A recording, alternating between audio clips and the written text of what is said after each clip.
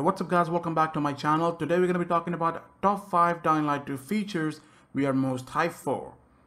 Now the features we're going to talk about here are the things we are mostly hyped for, as well as we're looking forward for those when the game releases.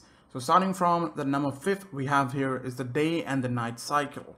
Now if you guys have played Dying Light, you know that during the day as well as the nighttime we used to see zombies and different types of zombie. Daytime we have walkers and virals, and during the nighttime we mostly have volatiles and night walkers.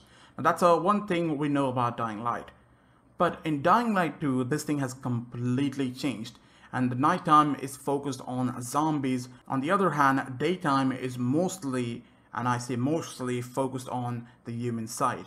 So that doesn't mean you will not face any zombies during the daytime. They have confirmed that during the daytime, the zombies will be hiding inside the apartments and all the buildings you will see around. So the places that has not been inhabited by the survivors or has not yet been cleared will have zombies inside them. So they won't show up outside, it's just they will be inside the buildings.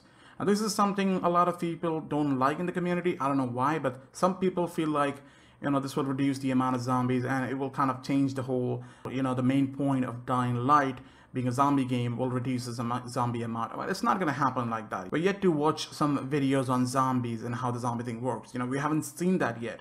We have only seen the trailer and the gameplay that was shown at E3 2018, and that was mainly focused on a human side. It was not focused on zombies, and that's why we haven't seen any gameplay on the zombie side. So chill about that. There will be zombies, but this is one thing I'm really hyped for, looking at how this thing is going to turn out. It could go really good. At the same time, it could go really bad depending on how developers really, work this thing out. So the next thing we have here at the number 4 is the crafting thing. Now, crafting feature, we all like to create our weapons. We all like to put blueprints, mods, and everything to our weapons.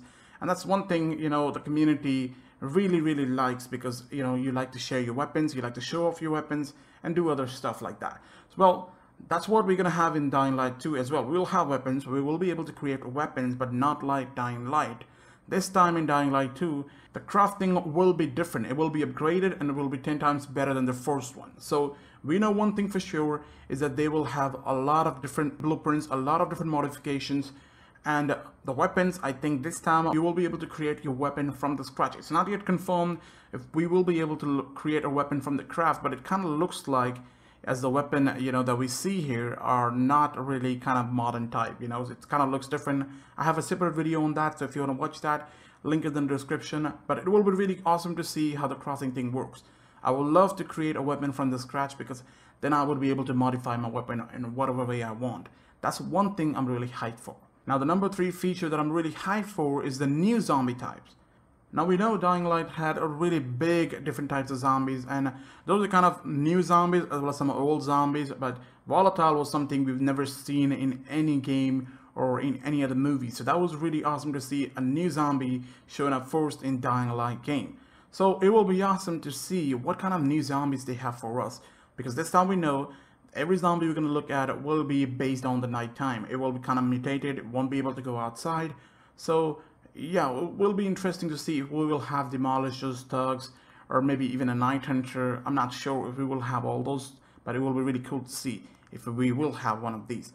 Because if you say zombies will only show up during the nighttime, it kind of makes a little bit sense, because a lot of zombies can actually go outside during the daytime as well. So yep, I'm sure they will be having some new zombies created when Dying Light 2 is actually announced. So it will be awesome, and I'm really hyped for this as well, to see what kind of zombies they have for us when the game releases.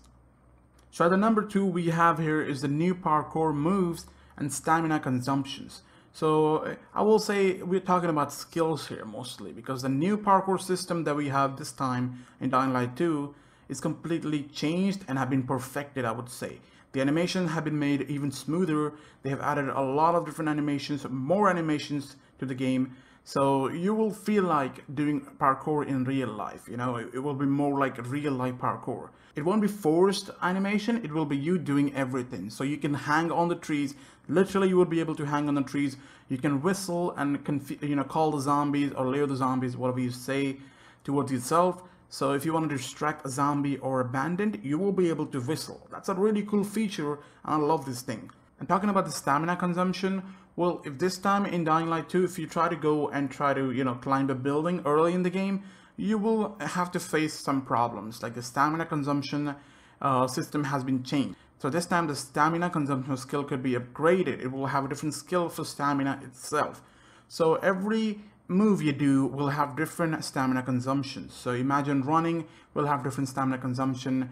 Hanging on the walls or climbing the walls will have different stamina consumption. Everything will have different stamina consumption. So you would have to, see which one consumes the less stamina and then use those to your favor, and all the other things. The skills I'm really hyped for what kind of skills we have here, because skills do also have crafting, as we talked before. So all of these things I'm really looking forward to see this when the game releases.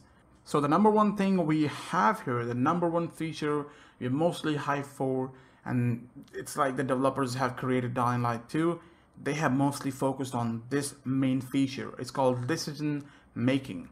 Your choices have consequences. Now, this thing, that's what they said, that's what they showed us at E3 2018, all the gameplay and trailer, we're talking about this.